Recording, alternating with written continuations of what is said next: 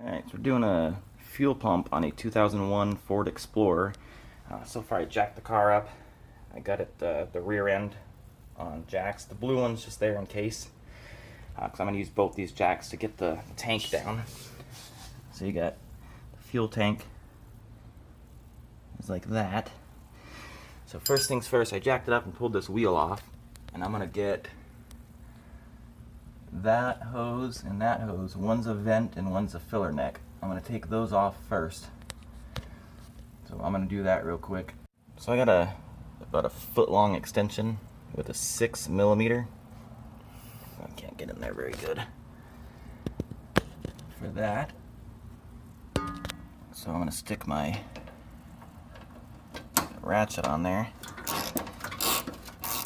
and loosen it up. And then afterwards, the hoses are always tight and stuck, so you use hooks like these to stick into the rubber and go around to break it loose.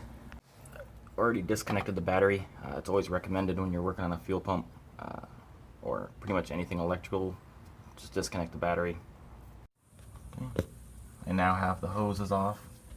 They're real flaky, like it's gross. Really old hoses. But we got those off. Now I'm going to loosen up that strap that goes around. There's a 13 or 14mm on that side. It goes up.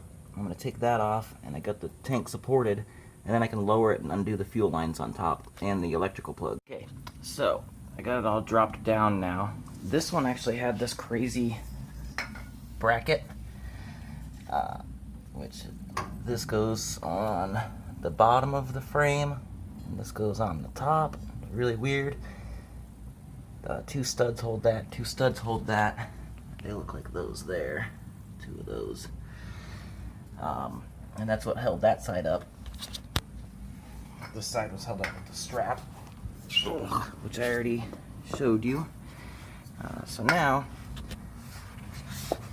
doing this mobile, I couldn't get this high enough to roll this out unless I take it off of the jacks, and I really don't want to, so I'm going to try doing the pump in here. Blow all the dirt off and dust and everything. Don't want that stuff getting into the fuel tank. Ooh, this thing feels good, nice and cold. I'm going to wipe it a little bit with a rag and then do it again, and then take out all these 8mm bolts, I think they're 8s, and then I'll show you the fuel pump. Alright, here's the old fuel pump. So, unfortunately another mechanic diagnosed it, so I don't know if the pump was running at all or if the hose here has a break in it. I'm not sure, so I'm gonna guess that the pump wasn't working, so I might test it out later with some power or something, but we'll see. This one's got a filter built on to here, but this one doesn't. So that's kind of cool. Get a little bit extra filtering. Cool. So we'll go put this new pump in the car. It'll be kind of hard to do one-handed here, but let's see what I can do just to get it in there. Yeah, I'm not going to be able to film putting this in, but anyways, it goes in that hole. I'm going to tighten these now. Just snug them up. Do it like a star. Just like you're tightening a wheel. I'm not going all the way down. I'm snugging.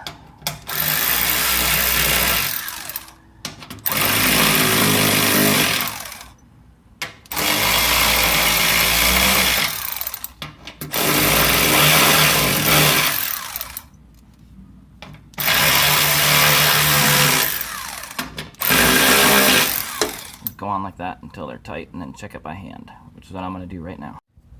So I'm also replacing the fuel filter. I just wanted to show you how you know when a fuel filter is bad, either plugged or look at how dirty this is. That should be clear.